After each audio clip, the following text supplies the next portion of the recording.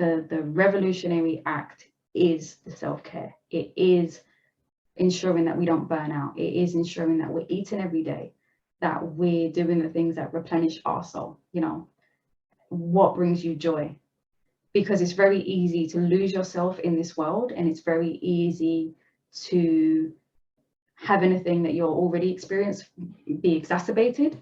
It's very easy to make kind of mistakes and then hold them very close to your heart, which then kind of blow up later on, either internally or externally.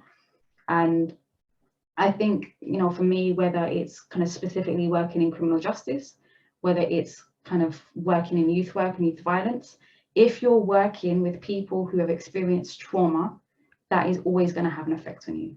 So it's about, how do we create the space to think about how this work impacts us, and how do we create the space to think, how do we look after ourselves? I actually have like a little story that I tell in training, and we think about kind of, if you were to climb Mount Everest, right?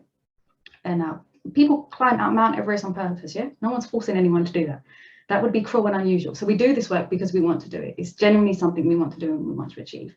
But if you was to climb a mountain, you would have a checklist of all the things that you'd need to do first off to be healthy, to do this work, to train, to kind of climb that mountain properly. So you need to be healthy to do it. You need to be able to know how to climb. You need to know what you need to do to bring all the resources with you. So you need to know that you need to have lunch at a certain time. You need to eat a certain amount of food to have enough energy to climb that mountain. So you have all the things that you have to do just to sustain yourself to climb the mountain. Then you will have potential triggers of things that can go wrong. So you're climbing the mountain and your tent rips. So you'll know if your tent rips, you now need to, you know, you've got a spare tent, you've got a backup tent, or you call this person. So there's these kind of backup plans for when things go wrong. Then there's these red flags. And your red flags are, how do you know when you're burning out? Okay, I've tried to climb today, but it's just not happening. So I feel too tired, the oxygen's too tight, I need a longer rest. So know when your red flags are, when you need longer rest, when you need kind of to do more for yourself to climb that mountain. And then also know when the limitations are there.